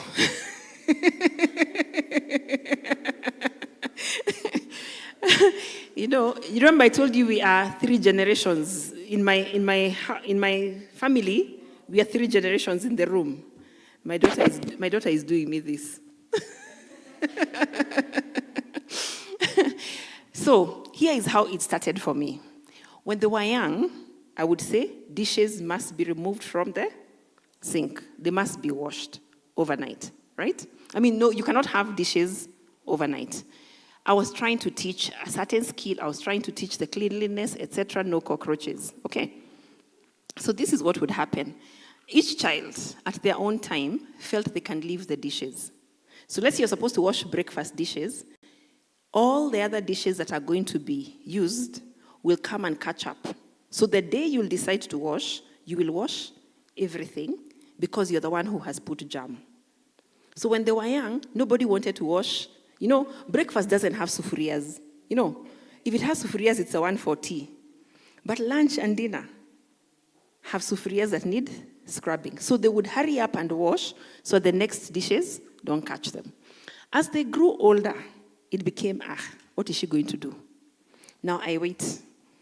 At 3 a.m., I put an alarm and I wake up at 3 a.m. And I go and I wake them up and I say, see, in this house we don't leave dishes in the sink overnight. Go down and wash the dishes. Now here's the thing about, remember I told you about disciplining without emotion. When you have communicated that's what's going to happen, I'm not even waking them up angrily. No, I want you to feel the cold of 3 a.m. so that it can remind you the next time you're leaving dishes that your mother is mad enough to wake you up at 3 a.m. to make you do the dishes. But remember, we are having conversations. You're not just saying, do the dishes, do the dishes. You're having conversations. So what will happen when they go to their own homes? Right? My son has moved out. And one of the things he said is, hey, you better learn how to be clearing dishes quickly. Your house will not have a double sink. Okay? Now, let's move on to the next one of realistically, it's not every day even you will want to wash dishes. So what do you do to avoid the cockroaches? Soak them. Leave all the surfaces clean. Okay? So sometimes teach them how to escape the thing that is hard to do or they don't feel like really doing. As long as it's not something that's happening every day, can you cut yourself some slack? If you came, it's late at night, you've arrived at 1, it's cold, you don't have the hot water to clean and everything else, how can you avoid the cockroaches? Get something, soak all the dishes, right? You leave them nice and wet, but wipe all the surfaces. Because they have felt, oh, phew, I don't have to wash the dishes. They will wipe the surfaces. And you're doing this on relationship, right? And then guess what? Teach them to grow up and get to their own homes. In their houses, they will wish they had listened. They can tell you, any young adults in the room, there's Instagram posts that basically say, in your mother's house, this is how you used to use things, and they're just pouring things. All the lights are left on. Water is poured, how? In your own house when you grow up. Yesterday, my son walked into my office and I had the TV on. He asked me, you're not afraid about the bill? My electricity bill shot up because of buying a TV. He didn't have a TV, right? So there's also the place where you wait for life to teach them. Yes. But, again, back to boundaries. What is the rule in your house and why are you implementing that rule? Some things also need to be because you have said so. Because those are the principles in your house. Otherwise, they will run riot with everything. Yeah. So at some point, you need to actually say, this is what happens in my house. So when they don't open the curtains, if they're watching a movie, let them open after the movie. Yeah. Every single day? No. Realistically, it won't be every single day. And if the house doesn't have fresh air that day, it's the same as when you go on holiday and you leave the place closed. See, when you go on holiday, there's nobody opening those curtains. And when you come back, even after a weekend, it's smelling murky. It's okay. It's to look at what exactly am I fighting and how do we solve the problem. Yeah. And I know there are some that are harder than others. But yes, we once held, I think Janet would know that, we once held a workshop on parenting young adults, which is a whole different ballgame. Yeah, parenting young adults is a whole different ballgame. Yeah. So I'd like to hand over for prayers. I think so that we finish. Thank you all so much for participating.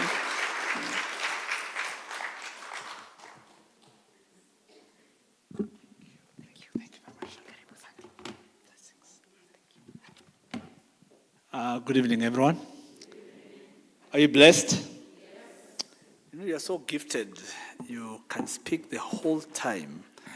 That's an hour plus, and almost 2, and people still want to listen to you speaking. I cannot run an hour. It's about almost 2 hours. And Waidaka is gone. All right. Thank you very much, Reverend Laureen. You're still here in the house. Please appreciate Laureen for great job she has done. Thank you. I'm thinking when I was telling Waidaka, when I go and leave, I know who to leave around to watch over the congregation. Thank you very much, Sharon. You have done a great job. You can have a very good conversation. You can realize that there are many more things people would want to hear. I was even saying to myself, probably would have done the talk even a little bit shorter, and then people engage, because sometimes it's like what you want addressed has not been addressed, and now you're getting the opportunity. And you know, me, I think, and Grace are in that category of some guys wanting to open the curtains late. Unfortunately, they have not been given that chance. Because if you let them, they will open at 4 p.m. If you're okay, they will actually realize instead of opening at 4 p.m. and closing at 6, they can as well stay the entire time, and you know, things will just roll by. And even the dishes issue. So thank you very much for bringing the dishes. You could tell there are many parents who struggle with the dishes, because that's also the order in many homes. The only thing is playing. And I think parenting young adults is where we need to get. I don't know how to play with my 24-year-old daughter. How do you now roll on the grass? But those of you with younger children, enjoy them. Enjoy them. I have said that thing enough times. You have young children, enjoy them. Throw them in the air while you can. You will put them down, never to know when you could not lift them again. You know, enjoy. Now that you have kids, you know, I was seated there with the Kingori, and I was enjoying his young family. I always say, now when I go to my house, it's door-to-door visitation.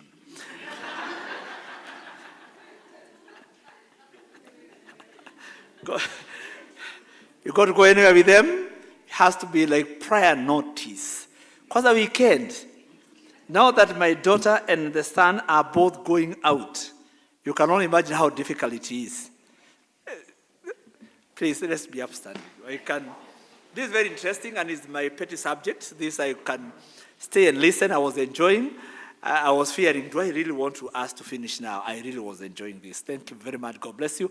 I think we need to do more of these conversations. So we'll sit down again with the team. We are meeting tomorrow morning and online to finalize on the program. You remember that? To finalize on the program for Sunday, and we hope to hold this. And again, give us feedback. You can give your feedback to the chairman. He's over here. Grab him. You know, Elder Paul, do this. Shalom is looking to wonder where the chairman is. Is that guy without a tie? He's the boss around. You can tell him. You can tell Jerry over there. You can tell Waidaka at the back. Laureen, Kihara is here. Any of us, you can reach us. Karim is here. You can reach any of us, please, and you tell us the topic you want us to handle, and we will be able to do that willingly and ready. Praise be to God. You know, it's good to always give in the house of God. So please ensure if you have anything you want to give to support the ministry, you're welcome to still continue giving your tithes and offerings. Let us pray. God and Father, we glorify your holy name and thank you for a wonderful evening we have spent together on parenting. Stable families yield stable churches and stable societies. We pray that the lessons we have listened to this evening will not go down the drain, but you will help us to cascade them to our family members, and not just tell them, but be doers, O Lord. Help us to be the fertile ground where your word has fallen into, so that it can yield 100-fold for your own glory and even for our joy and peace while we are worshiping and serving you here on earth. We pray, God, that you may continue helping us as Christians to be happy, joyous people, Lord, so that even the world can desire and admire our families and our lifestyles. And know that indeed we serve a God who would want us to have life and have it in abundance. May that life, Lord, be evident in our families, in our lives, and wherever we'll be. For all of us, Lord, for giving to the ministry and to your work, Lord, how we pray that every giver you will bless them tonight and always. We thank and worship you. As even if we prepare to come here on Friday for the worship evening, we pray, God, that you help us to be available for the same. We pray even that Saturday during the fun day will be that time for play with our families, which is important for bonding. We look forward to a wonderful legacy service on Sunday. Pray, God, that everyone who coming into this church will indeed feel welcome, wanted, and loved at your feet. Continue preparing us for your second coming. In our church, to him who is able to keep you from stumbling, be all the glory, honor, and the adoration. May the mighty loving God lift up his countenance upon you and be gracious to you. The mighty loving God watch over your going out and your coming in, this evening and all the days of your life. And may that peace of God that surpasses human understanding keep your heart and your minds in the love of God all the days of your life. And may the blessings of God, the Father, Son, and the Holy Spirit be with all of you now and forevermore. Amen. There is tea. There is tea. There is tea and something else. Lord God bless the tea we are about to receive and the snack in Jesus' name. Thank you. Please let us enjoy a cup of tea. And thank you for those that came with your family members. Asanteni. And Sunday we will be having prayers with the 4 decades prayers. And so if in your group you have a presentation, it will be welcome. So enjoy a cup of tea. And Jerry, Shalom is in your hands. Jerry, I hope she's in your hands. So make sure she doesn't float, please, kindly.